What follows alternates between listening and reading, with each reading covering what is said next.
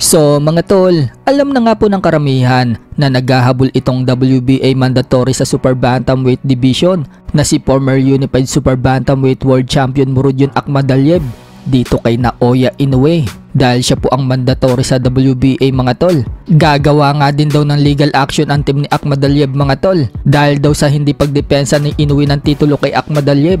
Sa halip, si Sam Goodman ang nilabanan ni Inoue. So nagsalita na nga po ang co-promoter ni Naoya Inoue na si Bob Arum ng Top Rank tungkol dyan. Wika ni Bob Arum mga tol, kung sakaling tanggalan daw ng WBA belt si Inoue, dalawa daw ang mawawalan. Yan daw ang WBA at yung boxer na gustong magpa-strip ng titulo ni Inoue. Ang tinutukoy nga po dyan ni Bob Arum ay itong si Murodjon Akhmadaliev.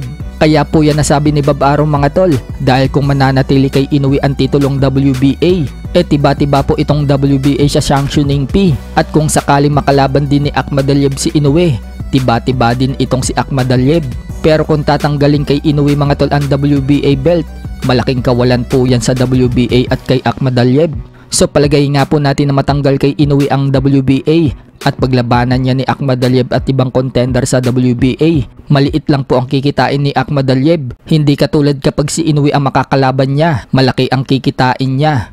Dahil si Inoue po ngayon ang cash cow ng boxing sa lower weight division. Samantala, binigyan po ng credit ng promotion ni Sam Goodman ang sinabi ni Naoya Inoue. Wika po kasi ni Inoue mga tol, si Sam Goodman umano ang fighter na hindi niya maiiwasan kapag nagdepensa daw siya ng kanyang mga titulo.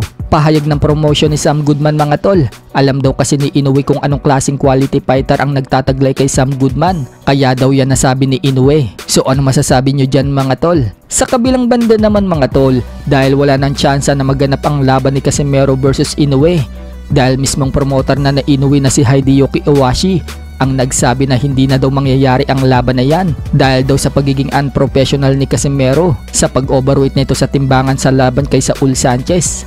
So pinagbabanatan na naman ni Casimero mga tol sa social media itong si Inoue at minaliit ang kakayanan dahil ayaw siyang palagan. Banat ni Casimero mga tol, kung pinaluhod daw ni Inoue ang 6 na Pinoy na nakalaban niya, hindi daw yan magagawa ni Inoue sa kanya. Magkaiba daw sila ng pananaw at hindi daw siya kayang talunin ni Inoue. Dagdag pa ni Casimero mga tol, siya lang umano ang boxer na ayaw niyang umabot sa desisyon ang laban.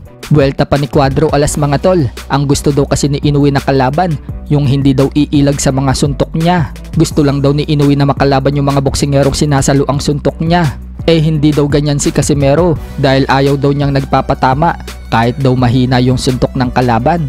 Pahabol pa sa ibang post ni Casimero mga tol, easy work lang daw itong si Inoue sa kanya. Sa iba pang balita mga tol, may laban po si Mike Plania bukas sa Miami, Florida, USA. Haharapin po ng Pinoy ang Colombian fighter na si Debbie Julio. So expected na po natatalunin lang yan ni Mike Plania. Base po kasi sa record ng Colombian fighter, may 16 na talo na ito habang 28 ang panalo. May edad na nga din pong 43 ang kalaban ni Plania mga tol, habang si Mike Plania 27 anyos pa lang. Pero wag din po pakumpiyansa ang Pinoy mga tol, baka mamaya may lakas din pala itong kalaban.